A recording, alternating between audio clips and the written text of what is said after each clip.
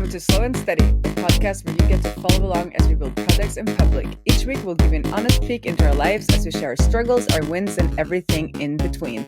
I'm Benedicte and I'm feeling Christmassy. And I'm Benedikt. Today is December 12th. This is episode number 193, and I'm exhausted but proud. Yeah. Why are you proud and exhausted? And why did we not record 2 weeks ago? It's all bundled into one. It's kind of all bundled into one, that's true. So we didn't record 2 weeks ago because I was sick that day. I woke up and had a full-on cold, was feeling miserable, tired, headache. And I didn't have a fever, but I might as well have been. It felt like that, but it wasn't. And I just felt miserable. And that basically was the culmination of a very long 2.5 month sprint to get the workflow builder out there. And in the end, I think I was just too exhausted. And the funny thing is, shortly after that, I was on a Zoom call with Jane, and the day after, she was sick as well with the same symptoms. So maybe the colds and stuff like that have adapted to remote working and can now be transmitted via Zoom calls. I mean, that would be super smart.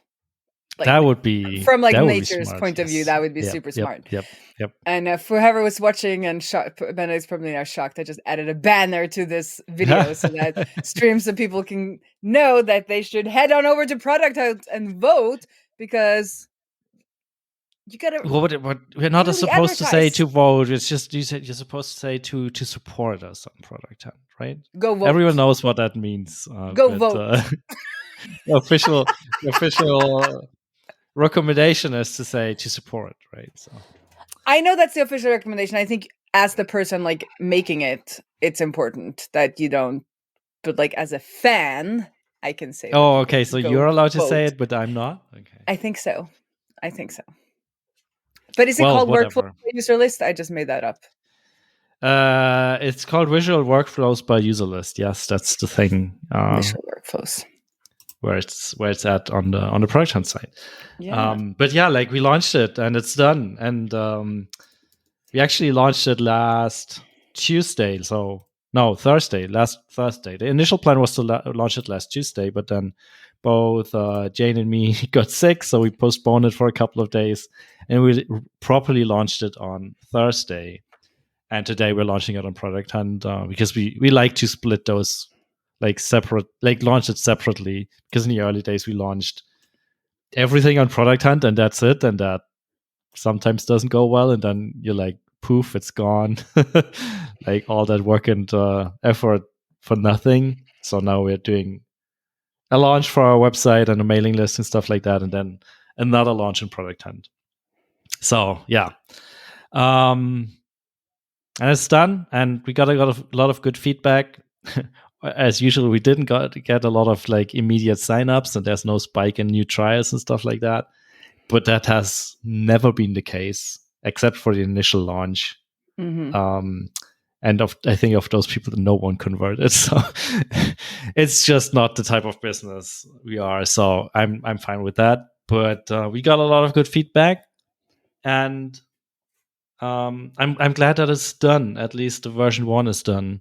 And it even looked like we wouldn't be able to ship all the features we had in mind for version 1, because even on, in the end we had more days, but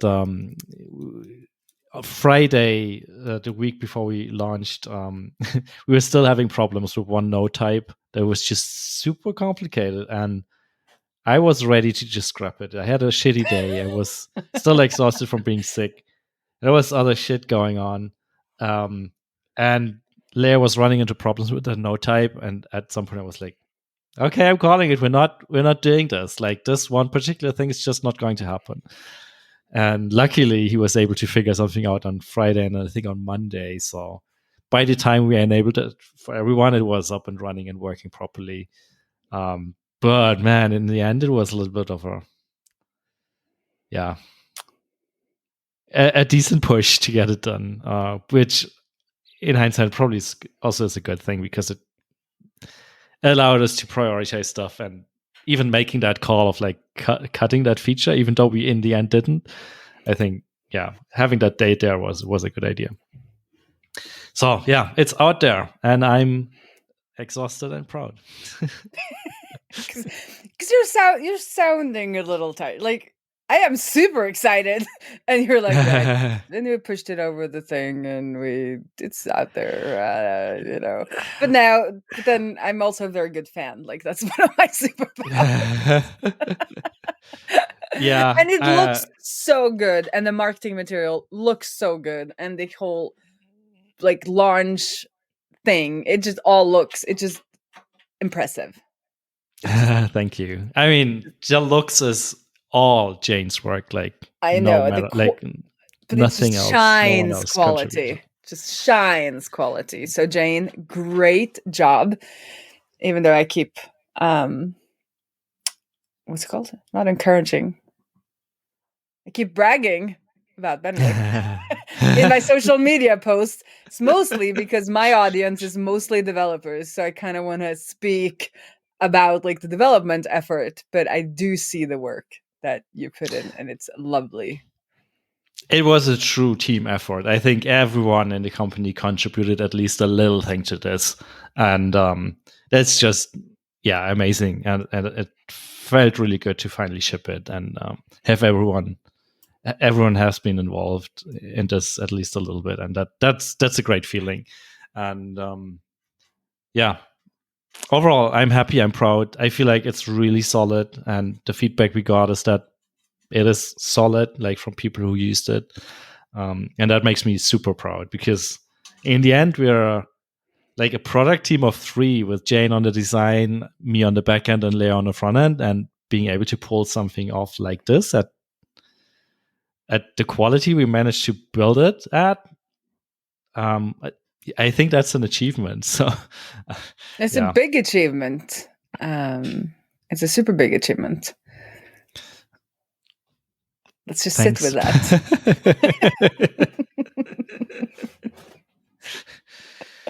So yeah, that was the big thing that happened in the last couple of days, I think. Let me check my notes. And I guess also the last couple of weeks, because you guys have been working on this for quite some time, and it's been coming like more and more towards this end goal of shipping and then a product hunt launch. And I think it's really smart what you've done with doing it in two parts.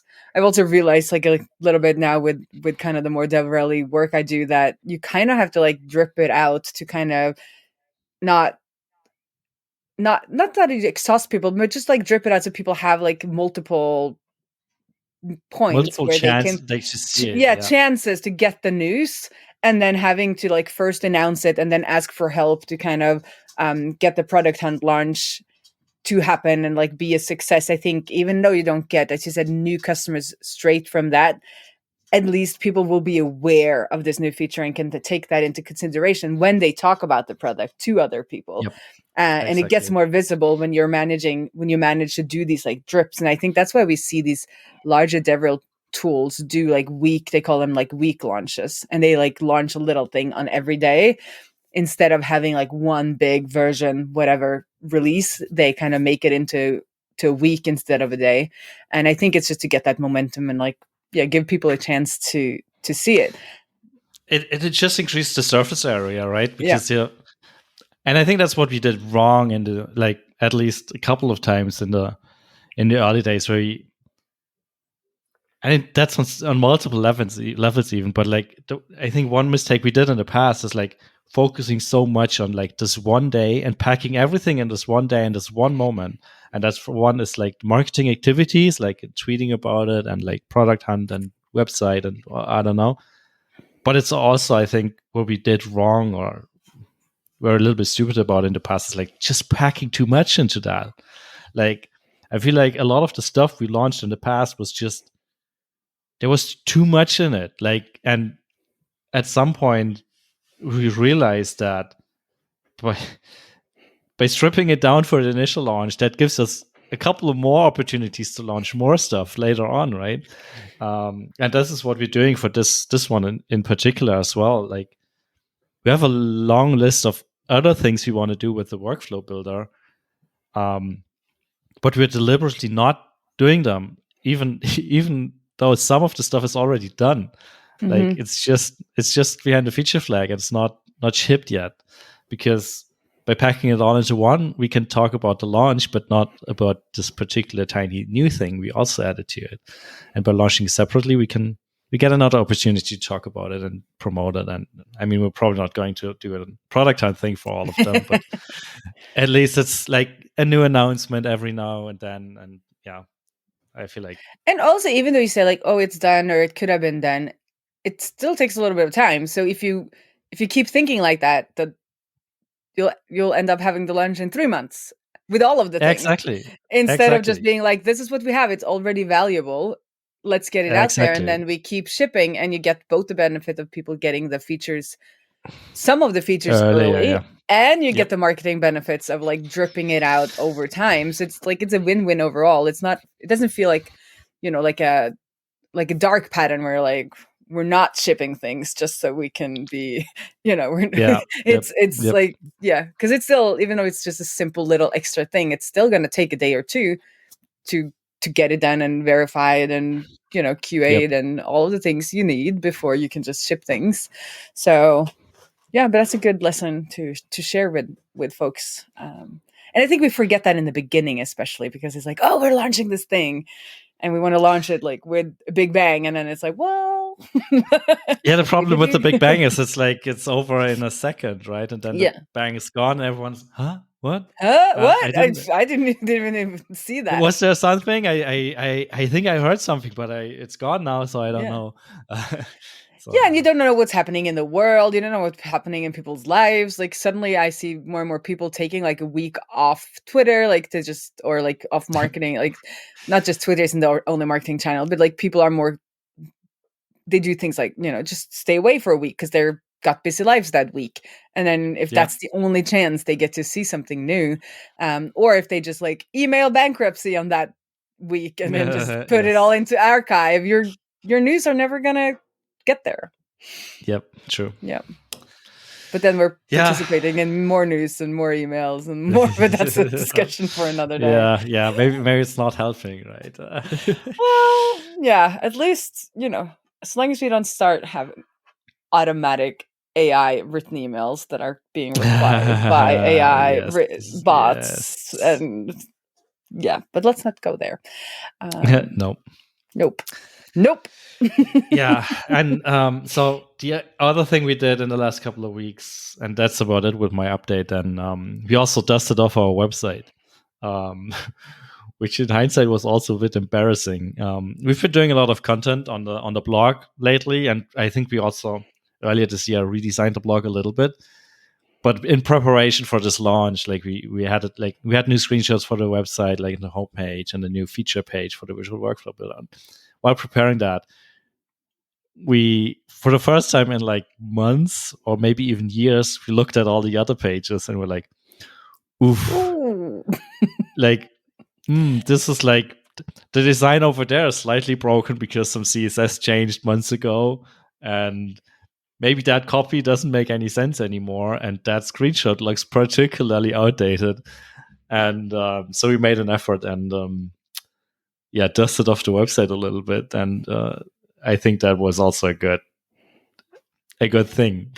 It was, in parts, it was a little bit embarrassing, but I'm glad it's done, and I'm once again proud that we have a quite nice website that hopefully explains the products well enough and gives enough insights so people know what they're getting.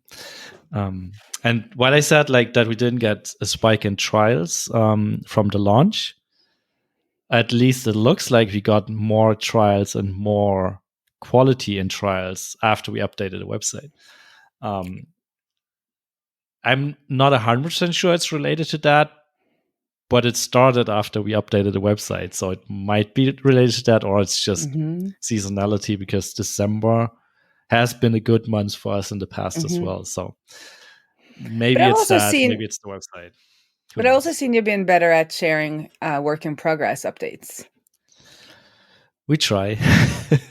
No, but I mean, that could also help. Like if people have been waiting for something like the workflow builder, or like, they've been looking at looking at Userlist, Yeah. then when you share those kinds of updates, it's like, oh, this looks like it's coming soon. Like, let me I can't speak today.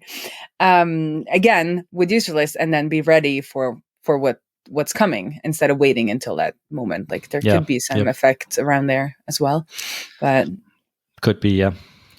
attribution is hard. Attribution is very hard, yeah. But in the end, I don't.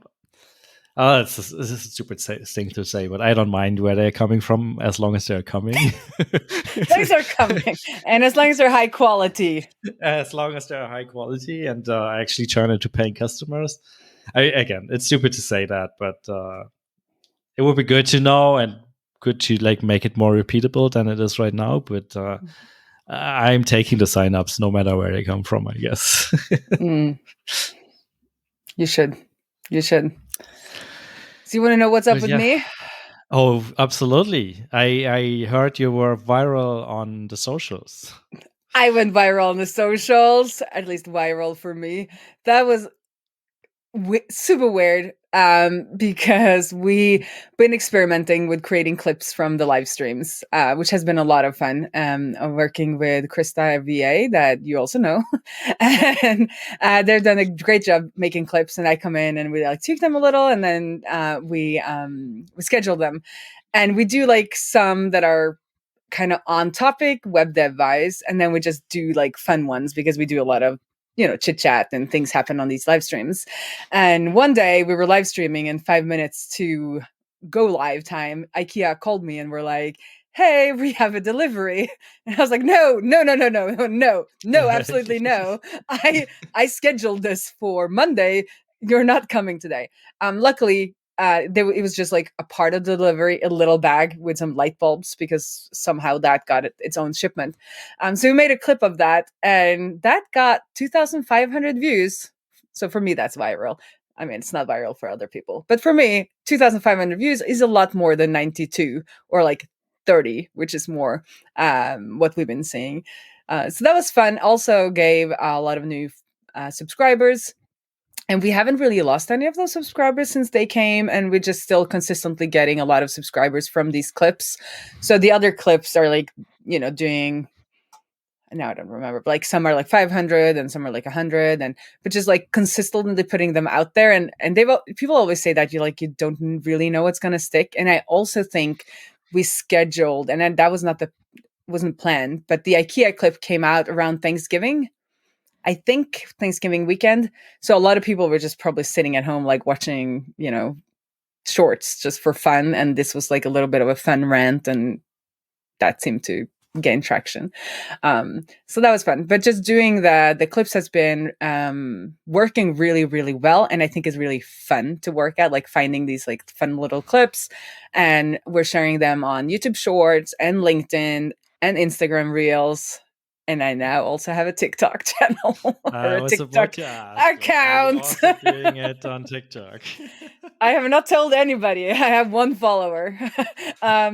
So we're just like throwing all of the clips that we've ever made on there to see. And they've been consistently getting 370 views without any followers or anything. So it's quite interesting just like seeing what works. And we're going to do some research into what kind of like hashtags and what works on different places, and kind of seeing how this could work. Because I think if we're going to do this live stream, I don't expect that many people to show up for every live stream. But if we can make these clips, and some can be educational and some can be fun, some can mention products, some don't, like, I think it could be like a fun edutainment type of mix, and like get us to the place where we can get consistently good sponsors and actually get to do these building product public projects like I want to. Yeah, that sounds like that could work. It would be, yes. Just make it on TikTok, like become the superstar on TikTok, and you're good. But I'm trying to be like very mindful about, making the content that you want to make, and not get sucked into like the algorithm. Because I see like what's really doing well are these like skits where you like have these like fun, like you act out different like fun things that happen to developers, or like, and yeah, I don't want to do that. Do the Cassidy Williams thing.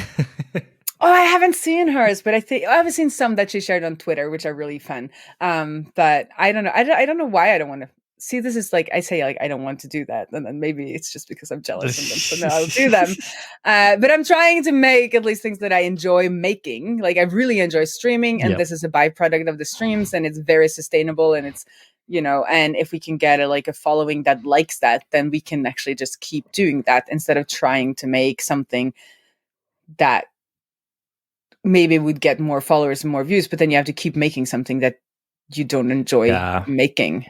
So if we can make it work with something we enjoy, that would be a lot better.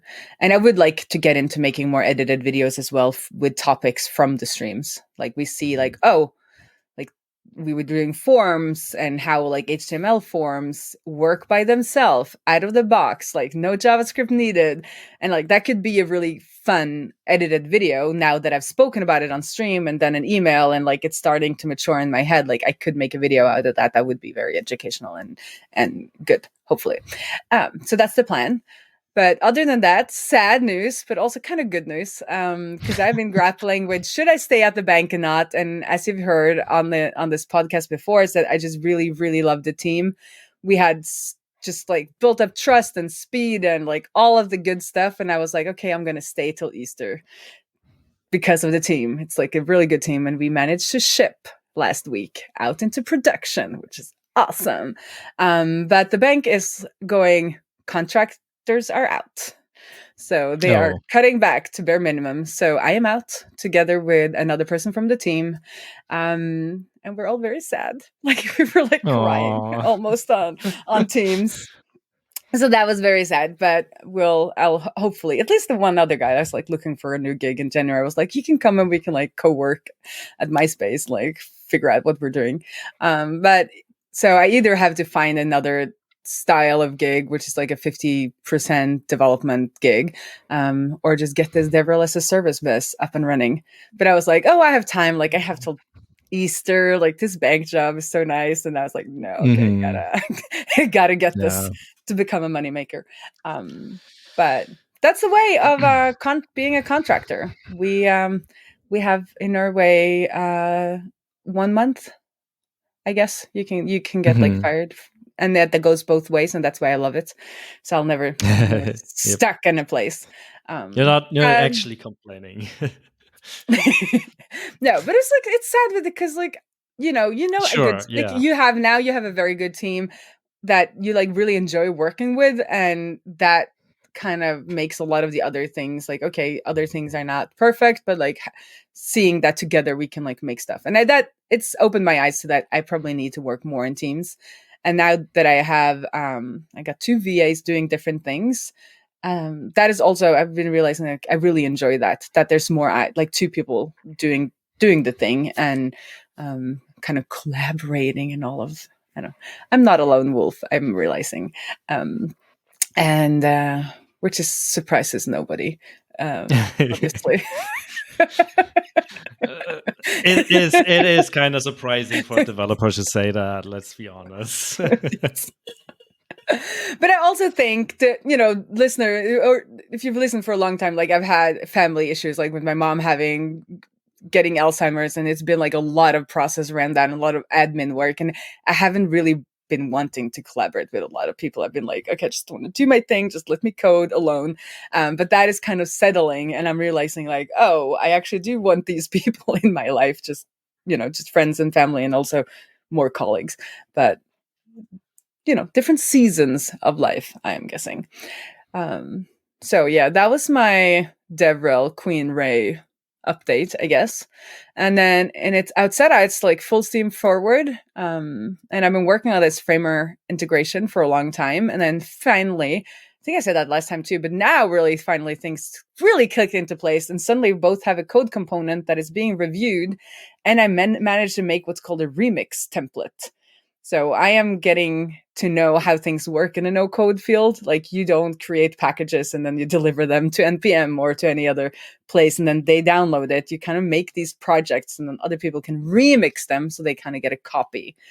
The unfortunate thing about that is that you can never update, because they just like get a copy in time. But that's how it's done in most places. So when after doing all this coding work for this code component, as they call it, I had all the code to like do the rest of it. So it's like click, click, click, and we can like, oh, we have like a full story now for Framer users to use that setup with Framer.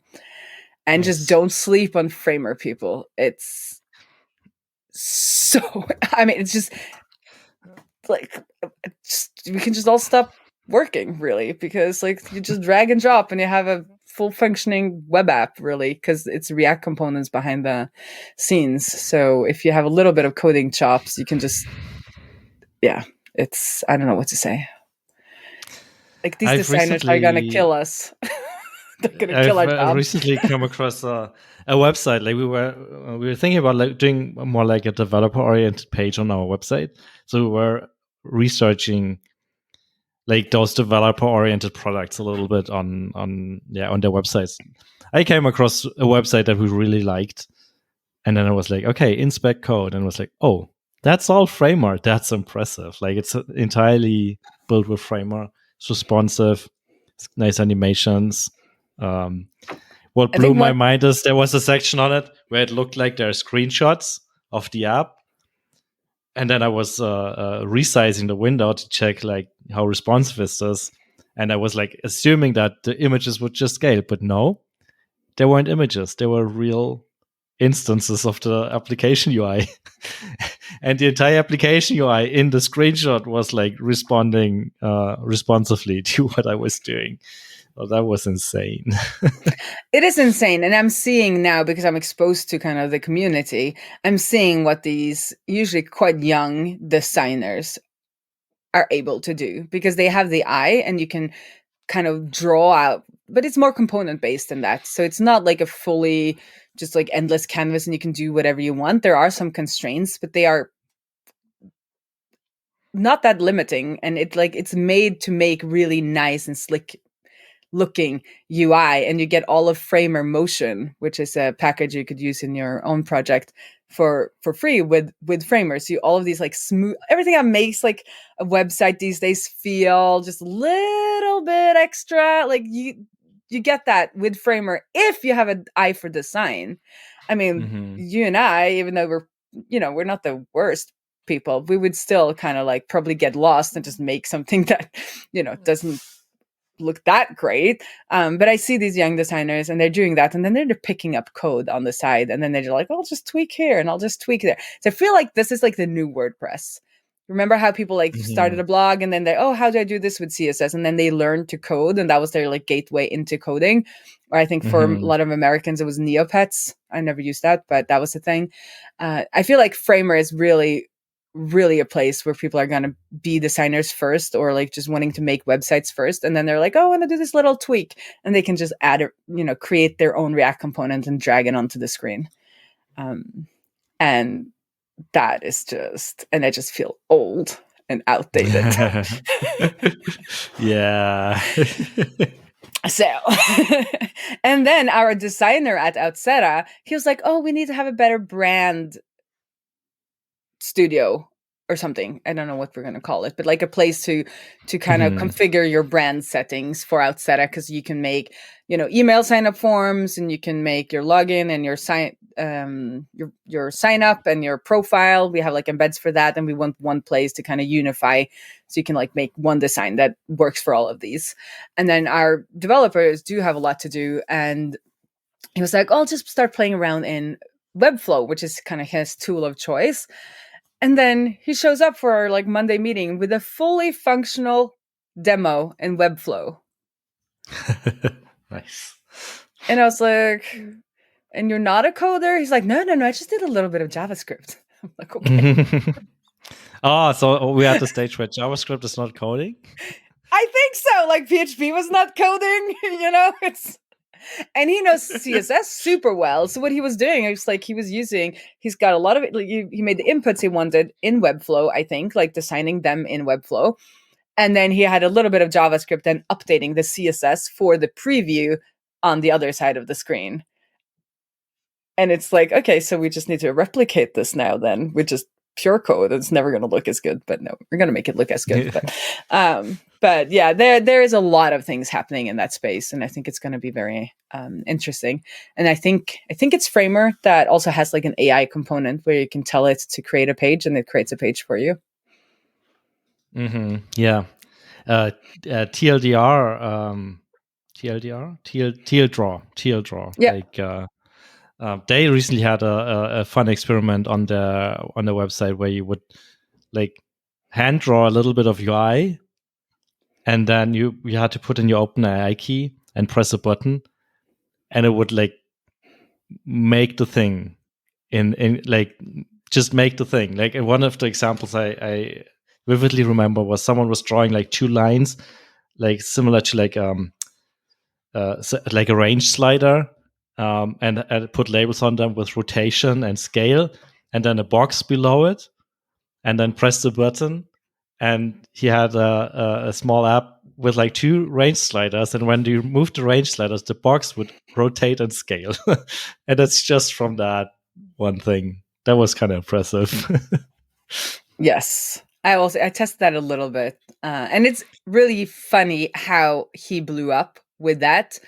And we know, because we had him on the show like a year ago or something, or like a year and a half ago, talking about TL Draw, which is an amazing like open canvas, infinite canvas, I think is the word, diagram tool. But there were some people who were like, yes, but he's been consistently pushing this product and it was ready for like doing this fun experiment. And I think in the same way that you felt when you had some of the data models in place, it's like, oh, we can add this, no problem. And he was very lucky not lucky because it was taking effort, but he had like a data model for this infinite canvas that was really perfected, and they can now add features really fast. And it's the same thing in TL Draw. You can come with your own React components. That is like where they want to go next. And that's, I don't think they've launched that in the regular version, but in like if you go to GitHub and use that version, I think that's what's driving this. You draw on one side and you get a component on the other side, and you can see a preview of that component because it's React code, and they've already created a canvas that lets you just drop in a React component and then it renders on your canvas, and then you can see the code in another component that shows the code. So it's really cool to see, like, the name of our show. He's been like slowly and steadily building this product, and like suddenly it's got super powers because he's been like stacking the bricks. Let's use all the metaphors. Yes. Taking the bricks up the stair step. Yes. And taking it slow and steady. Carrying bricks slow and steadily up the stair stepping approach. Yes. Yeah. And then you're going to kill me for this next update, and then we're going to leave it at that. And then we're done. Okay. And then we're done because then I'm dead. But I've had a VA help me with just marketing posts in general. I'm like testing out being more consistent with the help of others. And I was like, find things that I've said in the past and reuse it. And she really, really liked, this is somebody I'm contracted in Norway. She really liked the, like POW. So she started like pushing out a lot of posts about POW. And then I was like, well, let's reel that back in. I don't know what, like, I don't know. But in like the week or two she did that, I had 4 new customers. I was like, what? So now I'm like rethinking my whole life. Since I'm already doing that. I haven't checked if they've churned or not, but consistently obviously gotten less customers since people have churned and we haven't done any marketing. But then I was like, this thing that doesn't want to die. But then I was like, will it ever like be get enough customers. But then like 4 customers in like a week and a half, that's pretty good. From like 4 posts. That's like 1 customer per post, and they have to pay up front. So I was like, this needs to be taken into considerations when I do my planning for 2024. Well, I guess just have her do more posts like that and then see if the trend continues. Because, I mean, if you think about it, it's marketing and it's not anything product development related. I know. So if I could get like 10 or 20 new customers, I could like be very motivated to do some coding for that. Or just not care because it doesn't matter. Yeah. Also true. But then I've also been thinking that like with the kind of building public focus that we're trying to have now and like getting sponsorships and all of those things, like in periods in between sponsored projects and new projects, like it would fit with being like, oh, let's do 4 weeks of POW work. And then let's start on a new project. And then let's do 4 weeks of POW work on the live streams or just like as a theme. And it could like fit in like that. Because as you said, like it doesn't really, like I would love there to be lots of new features and things that I've been like dreaming of that I never got to start. But since it's already, I'll have to see if anyone sticks around though. But like if people are becoming customers and they do stick around, then I don't have to create all of them. And if you just have a long-term view, like within 5 to 10 years, I can make all the features I've dreamed of if I do them in like 4 weeks, little sprints throughout the years. And it would be good marketing for building public and like what we're able to do and stuff like that. But yeah, lots of thoughts as always. And it's soon the new year. And what will I be when I grow up? Yeah. But I mean, that's cool that that was that easy to get like for new customers for POW. I mean, that speaks for the product, I guess, and doesn't speak for your marketing skills. Well, the thing is, I have marketing chops for other people. It's just so scary to market for your own things. It's my baby. True. I don't want to market and get customers, and then they tell me they don't like it, and then I feel bad, and then and all of that. Yeah. But I guess now that you have someone doing the marketing for you, you're good. So this is, I think I mentioned this the last time when I talked about like the book Buying Back Your Time. One of his like big points, which I really resonated with, is that having a VA or somebody helping you out, but like he talks about VAs and a lot of people in their industry, this comes in the form of a VA, is that it takes a lot of the emotion out of it. And that is exactly what I am like experiencing, because also with the clips, like I kind of know like which clips I want to have, but if I started doing the work of like finding them, I would probably spend a lot of just like emotional energy on like, is this good enough? Like, should I not? Like, what do I want to do? But when somebody else creates the initial drafts, it's kind of like decided we're going to do this if I don't kill one of them, and I'll be like, let's not do that. And then I can just go in and refine a little bit. And it takes so much of kind of the emotional part. And the same thing with kind of marketing on LinkedIn or creating content based on content I've made before. So it's not like it's not mine, but it's also, but it takes away a lot of that. Should I say this? And like, do I feel and how and all of that. And his big example is if somebody asks you, because he wants the VA to take over your calendar. So if somebody asks you, like, if you have time for this, or if this is a project that could be interesting to you, they will just say no on your behalf. And then you don't have to be like, how should I phrase this in a way? And like, do I want to do it? And then you end up saying yes, because you just don't know how you should say it. So, it's been an interesting experiment. That's a good point. Especially I could never, and that's also why Krista is doing the snippets we post on socials for this particular podcast, because I mean, I can do some of the editing, like cutting it, but like if I would have to go back and listen to the entire episode to identify the snippets that are good and funny or whatever on this particular episode, that would be miserable. Because, like, for one, even after years of doing the podcast, listening to myself is still kind of weird. I think it will never be not.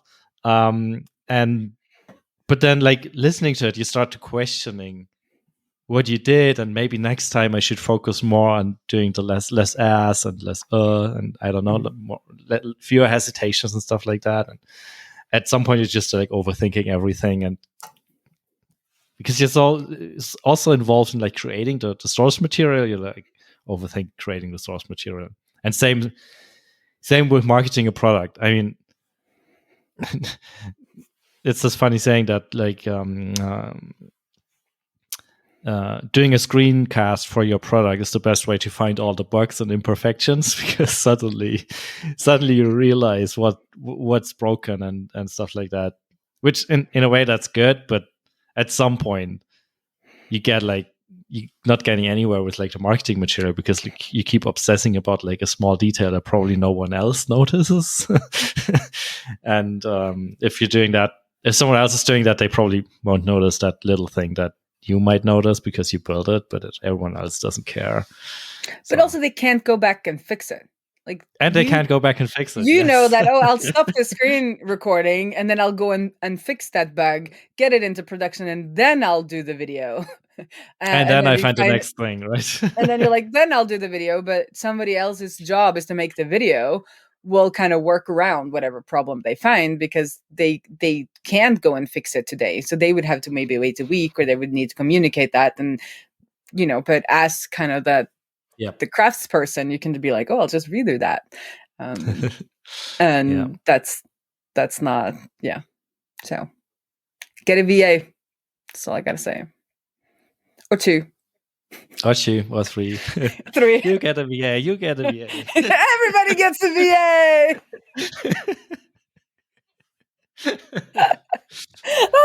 This is a good clip, by the way.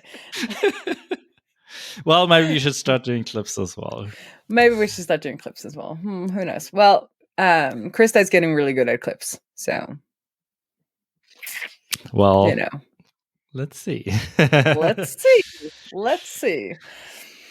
Oh, well, I think that's it. This was a long one. This was a long one. And yeah, it's been a while, and it's going to be the last one for this year.